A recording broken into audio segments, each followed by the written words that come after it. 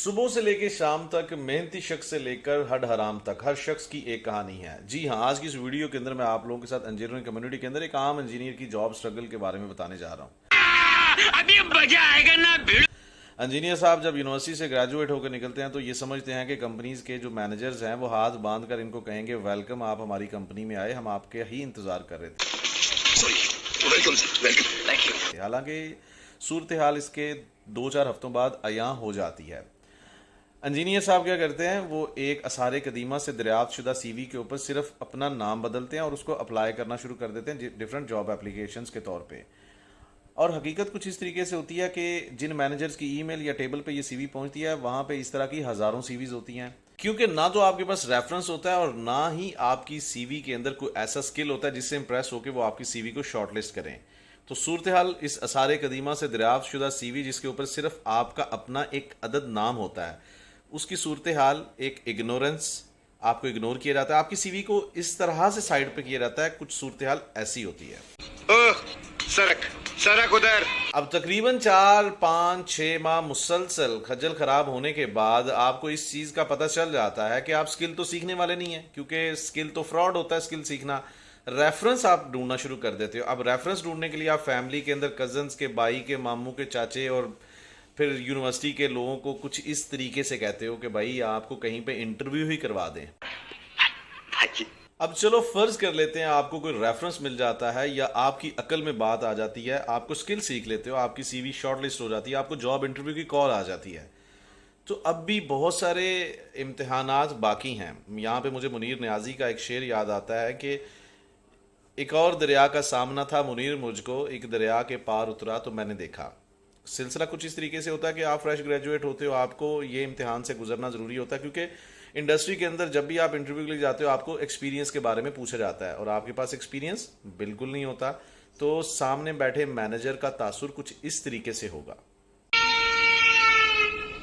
क्योंकि आपके पास तजुर्बा नहीं है, आपके पास एक्सपीरियंस नहीं है, तो आपकी ये सीवी भी आपने खुद नहीं बनाई होती, सिर्फ आपने इसमें अपना नाम खुद लिखा होता है। तो यहाँ पे आप बहुत ज़्यादा पुरजोश होते हो।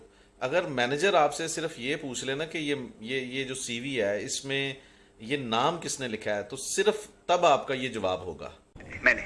और इसके बाद अगर वो मैनेजर आपसे पूछे यार फाइनल ईयर प्रोजेक्ट आपने किया और ये फाइनल ईयर प्रोजेक्ट के अंदर आपकी कंट्रीब्यूशंस क्या थी, तो आप बताना तो शुरू होते हैं, लेकिन आपकी हालत कुछ इस तरीके से होती है। और मैंने बनाया है इंटरव्यूज के अंदर कुछ ऐसे सवाल भी होते हैं कि आपके कंपनी को ज्वाइन करने के बाद कंपनी को फायदा क्या होगा, वैल्यू एडिशन की बात है, या फिर आप अपने आप को 5 साल के बाद कहाँ देख रहे हो। तो अगर तो कुछ इंजीनियर्स जो फ्रेश इंजीनियर्स होते हैं वो मोटिवेशनल स्पीकर्स को सुनते रहे तो वो कह देते हैं सर हम अपने आप को मैनेजर लेवल पे देखना चाहते हैं, हमारे आने से कंपनी के अंदर हम ये वैल्यू ऐड करेंगे। तो ये जो मैनेजर्स होते हैं ना, ये बड़े अंदर से वो होते हैं, ये कुछ ऐसा तासुर दे रहे होते हैं।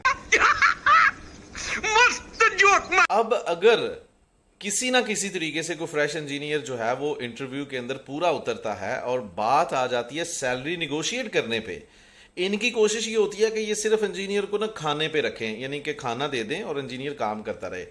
अगर इंजीनियर कहीं पे अपनी सैलरी डिमांड बता दे तो ये मैनेजर्स कुछ इस तरीके से रिएक्ट करते हैं। ये चुप है। ग्रेजुएशन के बाद मल्टीपल माइंडसेट्स होते हैं नौकरी तलाश करने के हवाले से। कुछ लोग कहते हैं जी हमारे पास रेफरेंस है, हमें तो नौकरी मिल जाएगी। कुछ लोग कहते हैं हमें स्किल सीखना पड़ेगा क्योंकि मार्केट के अंदर स्किल की डिमांड है। और कुछ लोग कहते हैं यार ये स्किल सीखना तो फ्रॉड है।